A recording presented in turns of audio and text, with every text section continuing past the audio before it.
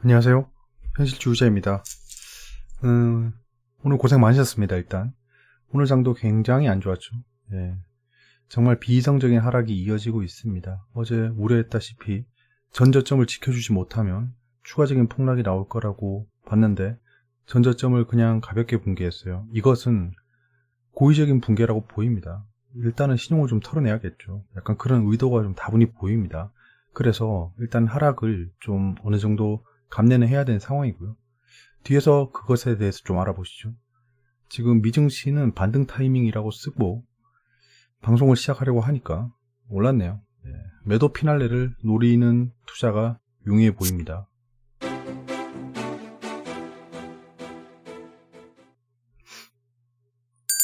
네, 성호정님께서 질문을 주셨어요. 그런데 우리나라 2차전지 관련주는 왜 폭락을 계속하나요? 오히려 호재가 아닌가요? 2차전지 관련주 폭락 이유를 전혀 모르겠습니다. 설명 좀 부탁드립니다. 2차전지의 인디케이터는 테슬라입니다. 현재 테슬라가 하락했어요. 그렇기 때문에 2차전지에 대한 투심이 안 좋아질 수 있는데 지금 증시가 전체적으로 하락을 보이고 있습니다. 오늘 상승한 종목이 200개가 안 되죠. 그러니까 전반적으로 다 하락한 상황이다.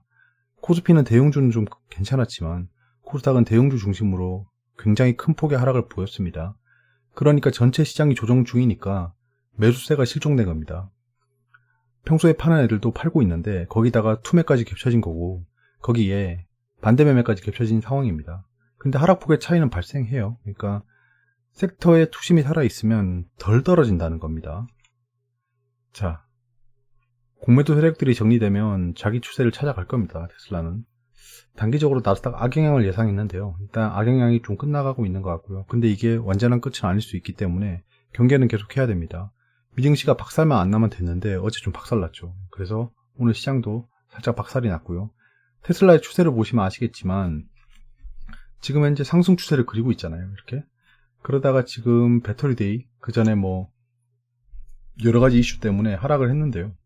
지금 여기서 추세대로 하락을 하면 280불 정도 되면 추세선 하단이 옵니다. 그래서 280 정도 도달하면 투자를 검토해 볼 예정입니다. 9월 24일에 즉 오늘 미증시 반등을 예상하고 지수 저점이 왔을 때 추가 투자를 감행했습니다. 오늘 전저점을 깨고 투매가 발생하기 전에 비중을 축소하고요. 그 다음에 저점을 노려서 그러니까 투매의 저점을 노려서 추가 투자를 했습니다. 근데 여기는 그 전제가 있었어요. 오늘 미증시가 반드시 반등한다는 예상을 했습니다. 반등을 예상한 이유는 일단은 나스닥 추세가 그 분기점에 도달했습니다. 그러니까 여기서 갭 하락으로 시작할 거라고 예상을 했고요. 갭 하락 후에 지지선 반등을 일단은 한다라고 전제를 했습니다. 거기에 지표를 보시면 오늘 신규 실업수당 청구 건수가 예측이 840K였는데요. 생각보다 더 많이 나왔어요. 예. 이거는 좀 예상을 웃도는 상황입니다. 예상을 밑도는 상황입니다. 지금 지난번 수치보다 오히려 더 올라갔어요. 그러니까 지표가 좀 악화됐다. 근데 신규 주택 판매가 예측치보다 좋게 나왔습니다. 근데 신규 주택 판매가 좋아지는 거는 사실 저금리이기 때문입니다. 그리고 오늘 연방준비제도 그 의장 파월께서 증언을 하는 날이었고요. 그래서 미증시는 오늘 최소한 반등을 해줄 거다 라는 전제가 있었고 종가를 봐야겠죠. 그리고 어제 말씀드렸다시피 한국 증시는 단기적으로 굉장히 중요한 타이밍이고 여기서 반등에 실패하면 반대매매 지옥을 시전할 거다. 그건데요. 지금 보시면 알겠지만 어제 당연히 그 반대매매 비중을 보니까 11%로 평균치 대비 2배였어요. 신용융자가 1.65% 떨어졌습니다. 자, 미수금 대비 반대매매 비중이 11%면 약 1.65%가 떨어지네요. 그러면 오늘도 신용융자가 떨어졌겠죠, 아마. 자, 투자의 기준봉 다시 보시죠. 지금 현재 케이스 1-가 실패했습니다. 실패했고 저점을 깨고 내려가서 큰 폭의 하락이 나왔어요. 자, 그러면 지금 지지선 여기죠. 아마 떨어지면 이 정도에서는 폭등까지는 아니지만 반등 추세를 그릴 겁니다. 여기서까지 떨어지면 정말 큰 폭의 하락이 나와요. 이거는 진짜 투매입니다. 이때는 비중을 태워서 단기 투자를 해도 될 것이라고 얘기해집니다.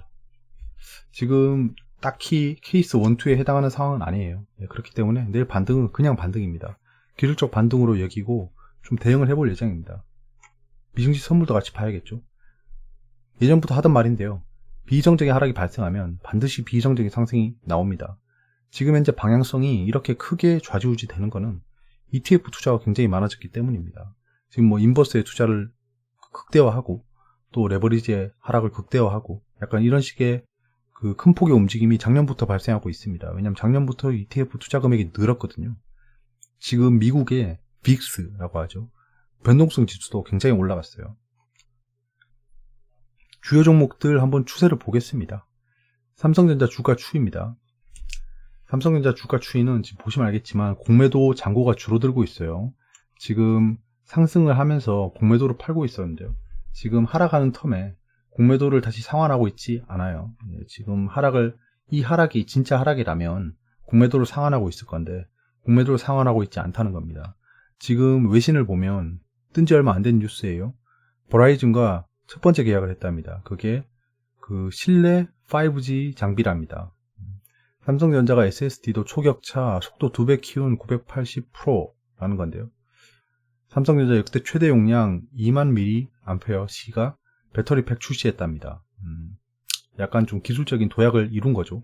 삼성 갤 노트도 폴더블도 있지만 믿을 건 중저가 폰이 나왔죠. 갤 S20F인가 중저가 폰이 나왔고 그거보다 저가 폰도 나왔습니다. 20만원대. 이건 예전 모델을 푼 거예요. 저가 폰이 나온다는 건 굉장히 큰 의미가 있긴 합니다. 왜냐하면 중저가 시장을 공략할 수 있다는 거죠. 인도나 아프리카 이런 곳이죠. 지금 추세를 보면 삼성전자는 상승 추세를 그리고 있어요. 아직. 지금 현재 21선도 안 깼죠? 21선 안 깼고 지금 여기서는 반등할 타이밍이 왔어요. 추세상. 근데 여기서 떨어지면 어디까지 떨어지냐? 이까지 떨어집니다. 추세상. 그거를 좀 조심해야 되고요. 지금 신용이 약간 하락할 때 줄고 있긴 해요. 신용이 줄고 있습니다. 신용이 줄고 있고 지금 개인은 하락을 틈타서 매수를 또 하고 있습니다. 동학개미들은 거의 뭐 일관되네요. 외국인은 사실 여기서 지속적으로 팔다가 매수로 돌아섰어요. 지금 현재 외국인은 매수 추세입니다. 기관이 계속 팔고 있죠. 기관은 펀드 중심으로 나가고 있는 상황입니다. 그래서 공매도 상환이 일어나면서 반등이 이뤄질 것으로 여겨지지만 저 추세를 깨게 된다면 큰 폭의 하락은 감수해야 됩니다. 그러면 어느 정도 큰 폭의 조정이 나올 수 있어요. 그게 매도 피날레겠죠. 셀트리온입니다. 셀트리온에 대해서 질문 주신 분이 있었어요. 셀트리온이 큰 폭의 상승이 나올 수 있다고 했는데 무슨 이유인가요? 했는데 지금 현재 큰 폭의 하락이 나오고 있습니다. 이게 JP모건의 리포트 때문에 떨어지는 건 아니에요. 지금 전체 시장이 흔들리고 있고 셀트리온 자체는 악재는 없습니다. 악재는 없고 추세는 아직은 상방 추세다. 이렇게 떨어졌기 때문에 약간 이렇게 떨어질 수 있는 확률이 생겼습니다. 추세상 그래요. 근데 이게 이까지 떨어지면 큰 폭으로 반등하겠죠. 그런 걸 좀 기대해 볼 수 있겠고요. 셀트리온 서정진, 일감 몰아주기, 사익 편취, 불편한 꼬리 펴떼지 못해. 코로나 항체 치료제 임상 이상 300명, 삼상 720명 진행한다. JP모건 보고서 이후 9.2조 원 증발했다. 코로나 치료제 9만 명분을 생산 시작한다. 자, 셀트리온은 이 공매도 잔고가 2조 2141억 원입니다. 삼성전자가 4,300억이에요. 지금 시총은 한참 낮은 애가 공매도는 5배가 넘습니다. 5배가 넘어요. 5배. 그러니까 이거를 상환을 시작하면 진짜 엄청나게 오를 겁니다. 이때 잠깐 상환했는데도 이렇게 올랐죠. 근데 이 공매도가 상환이 되기 시작하면 이렇게 오를 겁니다. 공매도 상환을 위해서 전 JP모건이 지금 밑밥을 깔고 있다고 생각합니다. LG화학입니다. 사람들이 관심이 많죠. LG화학 공매도 잔고는 얼마 안 됩니다. 공매도 추이를 보는 건 의미가 없어 보이고요. 그만큼 공매도 상환을 많이 했다. 이때 코로나인데 제가 이때 LG화학의 공매도 잔고를 보지 않았는데 이걸 봤으면 굉장히 긍정적으로 생각했을 건데 아쉽네요. 하락할 때 공매도 상환이 극적으로 일어나는 게 보이시죠? 여기 하락할 때 공매도가 이만큼 줄었어요. 그 뒤에 계속 공매도 줄면서 상승했습니다. 그러니까 공매도 세력들은 2차 전지의 대세 섹터가 올 거라고 미리 알고 있었어요. 그래서 빨리 상환을 하고 있었고요. 현대차, LG화학, 인리, 배터리 합작사 논의 의미 없죠. 지금 LG화학은 2차 전지에 대한 배신감을 느끼고 있어서 2차 전지 호재를 그대로 머금지 못할 겁니다. LG화학 배터리 물적 분할의 주주행동 움직임, 주총에서 좀 이슈가 되겠네요. 논란 속에도 줄이는 LG화학 매수 의견, 기관은 주주권 행사라고 하는데요. 기관은 보시면 알겠지만 계속 팔고 있습니다. 계속 팔고 있어요. 기관들은 지금 좋다고 얘기하면서 팔고 있습니다. 그렇다고 뭐 LG화학이 뭐 폭락하느냐? 저는 그건 아니라고 봅니다. 이렇게 덩치가 큰 종목이 그렇게 한 방에 하락할 수는 없어요. 근데 아마 50만 원 중반대까지는 갈 수 있다고 보입니다. 예, 약간 요렇게 잘 많이 보던 추세죠. 신용이 많이 올랐다가 지금 떨어지고 있어요. 예, 신용을 줄이고 있는 게 아니고 줄임을 당하고 있겠죠. 머스크 배터리 구매 확대 언급에 LG화학 강세 거짓말이고요. LG화학 직원들도 물적 분할에 허탈, 자식 다 키워놓으니 집 나간 꼴이다. 뭐 맞진 않지만 그래도 지금 현재 물적 분할을 한다는 게 굉장히 네거티브하게 받아들여지고 있습니다. 사실 뭐 그렇게 큰 악재는 아닌데 이거는 약간 사람들의 투심을 악화시킨 상황입니다. 물적 분할을 한다고 뭐 LG화학의 가치가 줄어드는 건 아닙니다. 어차피 70%의 지분을 유지한다고 했기 때문에 어느 정도 하락은 막을 수 있을 것으로 보여요. 그 다음 네이버입니다. 네이버도 제가 작년에 말했을 때가 있던데요. 공매도 엄청나게 상환하죠. 예. 이렇게 상승할 거라고 생각하고 있었던 겁니다. 공매도 세력들도. 지금 현재 공매도 잔고는 1200억 원이 남았고요. 아마 이게 줄어들면서 여기서 상승할 것으로 보입니다. 만약에 네이버가 좀 많이 하락한다라고 하면 여기, 그 다음에 이 추세겠죠. 이 두 번이 되겠죠. 그러니까 20만원 중후반대에서 20만원 초중반대에 아마도 저는 매수를 들어갈 것으로 보입니다. 네이버 카카오로 본인 확인, 예, 이제 개인 인증까지 진출한다는 거죠. 소카 간편 결제 서비스 네이버페이 도입한다. 네이버페이의 확산이 좀 보입니다. 아마 카카오페이랑 네이버페이가 미래를 좀 장악할 거예요. 삼성페이는 좀 다른 종류니까 좀 제외하고요. 미 대상까지 변동성이 확대된다. 네이버 현대차를 분할 매수해라. 이런 거는 좋은 소리 아닙니다. 이까지 떨어진다는 얘기를 하고 있는 것 같아요. 공용된 네이버 카카오페이 가맹점 수수료 카드의 2배다. 지금 현재 카드의 2배를 받아먹고 있다는 거예요. 그러니까 수익이 좀 많이 나고 있는 겁니다. 근데 네이버 카카오페이가 독주를 할 수는 없겠죠. 그럼 경쟁자가 나옵니다. 그러면 수수료가 내려가겠죠. 그럼 수익이 악화됩니다. 그때 약간 그런 걸 좀 조심해야 될 필요가 있어 보입니다. 악재 호재는 지금 악재가 미중 무역 분쟁 재점화 우려에 북한의 지정학적 리스크가 유발됐습니다. 북한이 안 그래도 조용하다 했어요. 예. 좀 이번에 좀 약간 어이없는 이슈를 발생시켰죠. 진짜 삼가 고인의 명복을 빕니다. 진짜 어이가 없죠. 예. 호재를 보시면 백신 개발, 치료제 개발, 뭐 기관 투자자 역할 강화 얘기가 나올 것 같아요. 증시가 계속 흔들리고 있기 때문에 기관들이 좀 역할을 강화해라 라고 하면서 무언가 세제 혜택을 주겠죠. 약간 그런 일이 발생할 수 있고, 근데 증시 안정자금은 아직은 해당이 안 돼요. 증시 안정자금이 그때 코스피가 한 1500선, 뭐 1400선 이렇게 떨어지고 그 밑에 1300, 1200으로 떨어지면 증시 안정자금이 투입된다고 했기 때문에 아직은 해당하지 않습니다. 근데 증시가 많이 흔들리면 묵혀있던 증시 안정자금이 투입될 수 있겠죠. 그러면 아마 그때 증시가 급반등할 것으로 보입니다. 근데 여러분 가만히 생각해보면 재밌지 않나요? 공매도 지금 금지기간이에요. 그러니까 지금 공매도 금지기간인데 하락이 좀 크게 나오죠. 증시가. 그러니까 약간 공매도랑 너무 막 연관짓지 않았으면 좋겠어요. 증시랑. 약간 시장이 오르고 내리고는 공매도가 좌지우지하지 않습니다. 영향을 줄 뿐이지.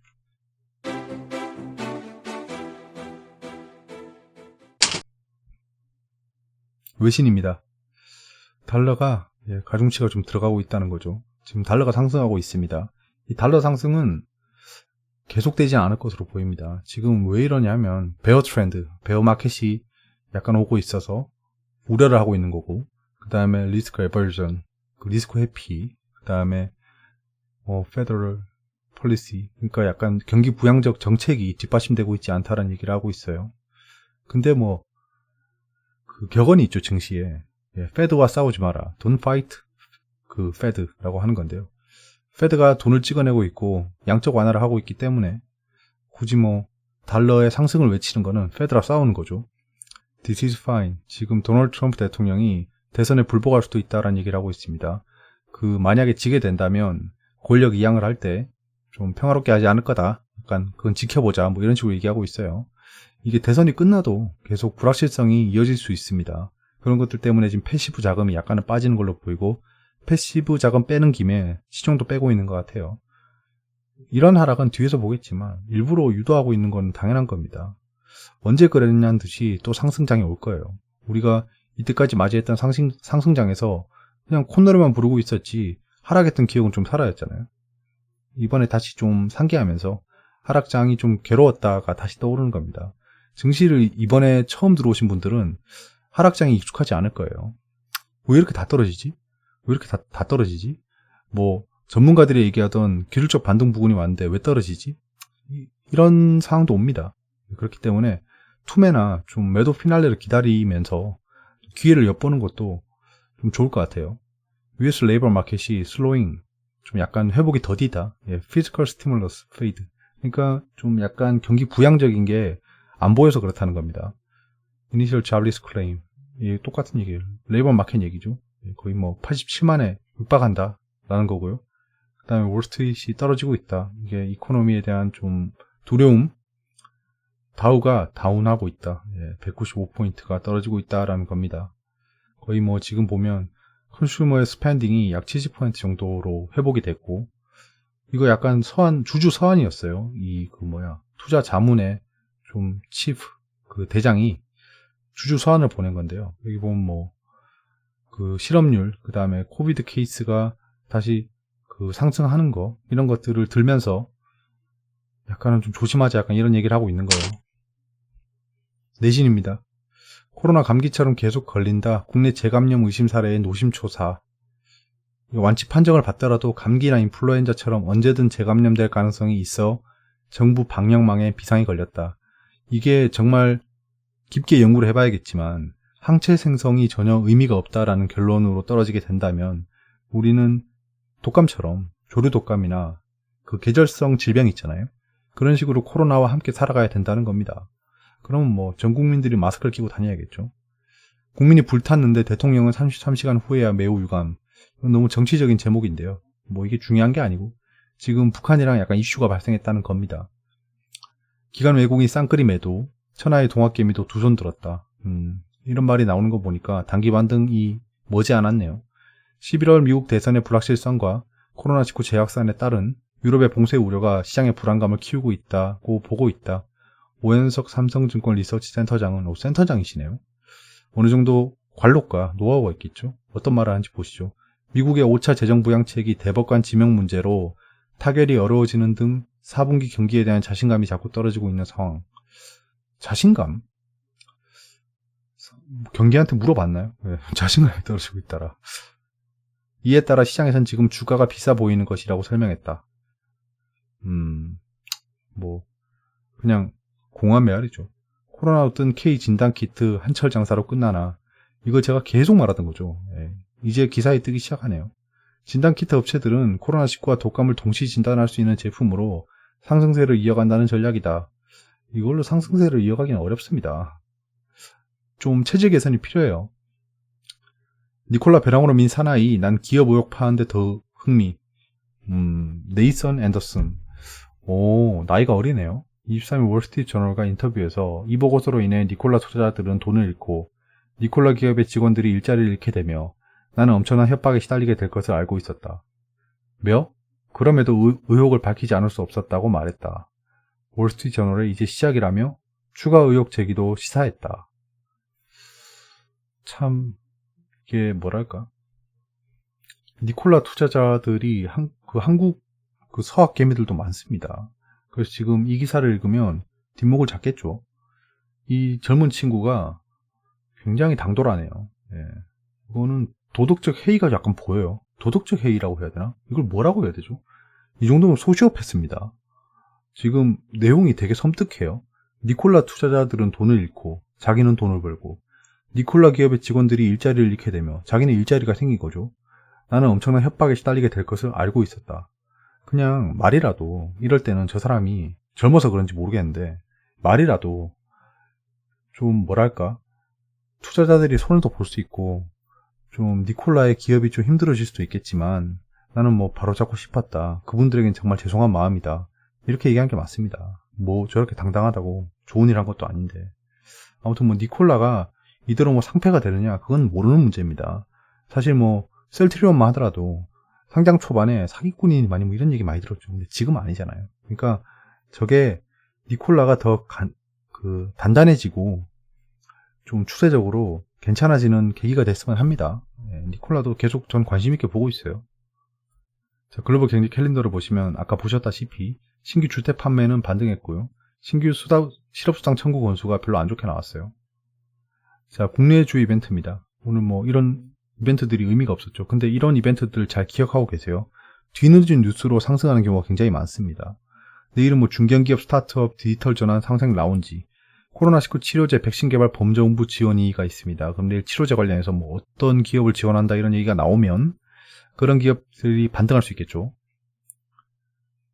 자, 유럽 당뇨병 학회가 진행 중인데 지금 현재 시장에 반영이 어렵습니다. 하지만 시장이 회복되기 시작하면 언제 그랬냐는 듯이 뭐 유럽 당뇨병 학회 기대감에 상한가 뭐 약간 이런 식으로 나올 수도 있어요. 그러니까 그런 걸 좀 잘 기대해 보시고요.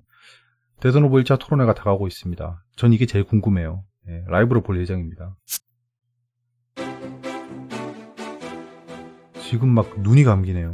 요즘에 제가 퇴근이 늦다 보니까 와서 그냥 바로 방송 준비하고 방송 찍고 자고 거의 뭐 이런 생활을 반복하고 있네요. 예. 코스피 당일을 보시면 지금 오늘 코스피가 2.59% 떨어졌어요. 뭐 코스닥에 비하면 양반이죠. 야, 코스닥이 4.33%나 떨어졌어요. 예, 진짜 오늘 저도 당황스럽습니다. 그래서 제가 여기 투매 발생할 때 투매가 발생할 거를 기대했어요. 투매 발생을 기대했는데 생각보다 큰 투매는 나오지 않았어요. 예, 생각보다 큰 투매는 나오지 않아서 여기서 그 추가 매수를 해서 대기하고 있습니다. 여기서 오늘 오늘 그거 안 봤구나. 예, 아무튼 좀 그래요. 왜냐면 여기서 저는 단기적으로 반등을 생각하고 추가 매수를 했거든요. 그래서 여기서 떨어질 때 추가 매수 분량 플러스 제 비중을 줄였습니다. 비중을 줄이고 사실 뭐 지수로 처음 손절했네요. 예. 일단은 예, 그래서 여기서 다시 추가 매수했기 때문에 손절분만큼의 약간 메우긴 했어요. 근데 내일도 지켜봐야겠죠, 이런 건. 지금 증시가 약간 코스피, 코스닥 비슷하게 움직인 거 보이시죠? 이건 그냥 시장에 지금 약간 두려움이 생긴 겁니다. 두려움이 생겨서 사람들이 점점 팔고 싶어지는 거예요. 여러분들이 그 자신의 MTS나 HTS를 보면서 주가가 떨어지면서 마이너스가 커지는 걸 보면서 이거 팔아야 되나? 라는 생각이 들 때, 그때입니다. 그때가 투매가 나올 거예요. 내가 그렇게 생각하고 있으면 다른 사람들도 그렇게 생각하고 있습니다. 역발상으로 가야 돼요. 그때가 살 때입니다, 진짜. 그때가 살 때예요. 코로나19 때도 그랬어요. 서킷 브레이커 터지고 난리 났을 때 진짜 주식장 보고 있으면 미쳤다. 나 어떡해. 지금이라도 다 팔고 이거라도 챙겨야 되나? 라는 생각이 들 때 그때가 바닥이었어요. 제가 그 생각이 들기 시작할 때 그때부터 미친 듯이 매수했어요. 그때도. 근데 지금 그 정도 생각까지 들진 않네요.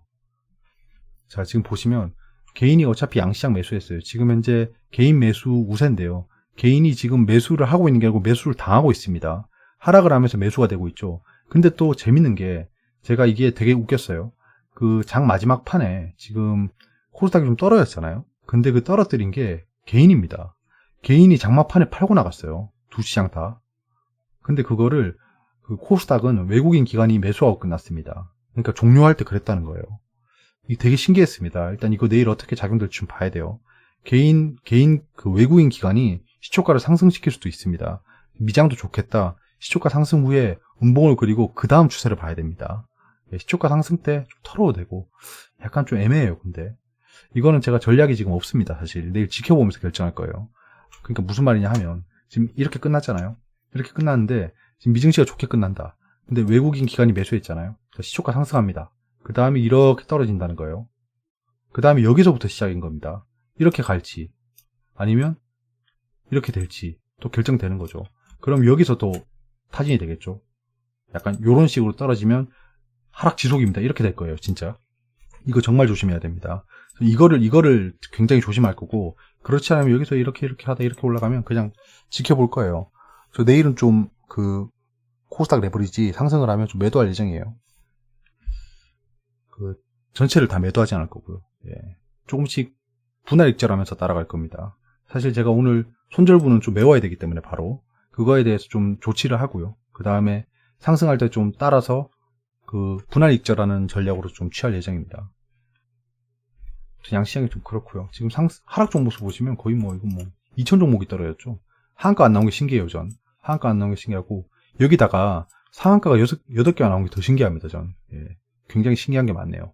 시간에는 살짝 떨어지고 끝났어요. 이거는, 저 이번에 시간에를 좀 봤는데요. 미증시의 선물이 좀 떨어지고 있어서 하락 마감한 겁니다. 어차피 미증시 선물도 아시아 시장에 영향을 주기 때문에 아마 비슷하게 걸쳐가지고 전략을 취하고 있을 거예요. 글로벌 투자자들이. 왜냐하면 미증시 선물이 떨어질 때 인베스팅닷컴 같은 외국 사이트의 사람들의 댓글을 보면 아시아 스탁이 위크라고 하면서 계속 모니터링하고 있는 모습이 나옵니다. 이게 닭다리한 문제일 것 같아요. 아시아 증시가 안 좋아서 미증시가 떨어지는 걸 수도 있고요. 미증시가 안 좋아서 아시아 증시가 떨어질 수도 있는 거예요. 근데 이때까지는 미증시가 안 좋으면 아시아 증시가 안 좋은 상황이었습니다. 근데 지금 아시아가 약간 중국이 이미 그 코로나를 극복하고 PMI 지수를 먼저 극복하고 이런 일들이 있었기 때문에 아시아가 약간은 미증시 선물을 이끌어가는 감이 없잖아 있긴 해요.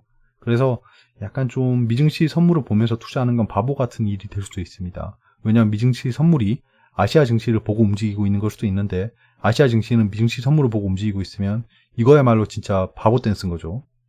신용융자가 좀 많이 줄었죠. 투자자의 탁금은 지금 개인 매수세가 계속 이어지고 있음에도 불구하고 계속 늘고 있는 걸 보면 이제 증시에 좀 들어와도 되겠다라고 생각하는 자금이 오고 있다는 겁니다. 이러다가 갑자기 투자자의 탁금이 폭증할 수도 있어요. 약간 그런 타이밍을 봐야 될 것 같습니다.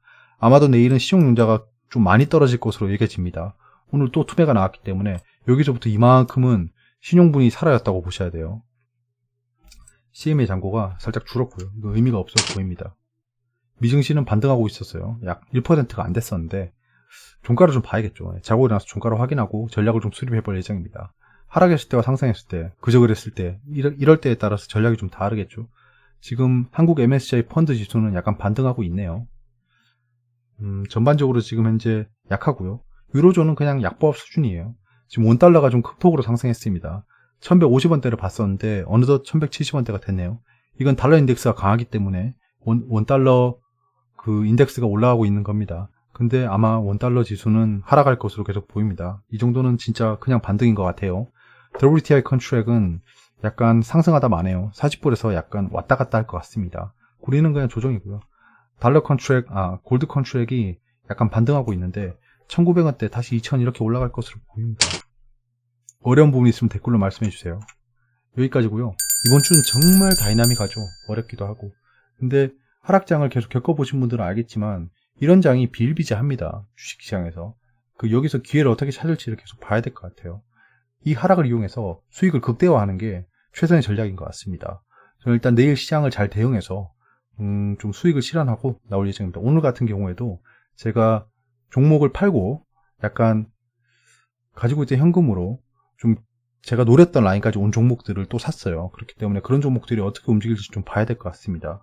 제가 뭐 주말쯤에 어차피 다음 주는 추석이고 추석 연휴고 저는 월화가 휴가거든요. 그래서 월화 증시는 집에서 좀 볼 수 있을 것 같아요.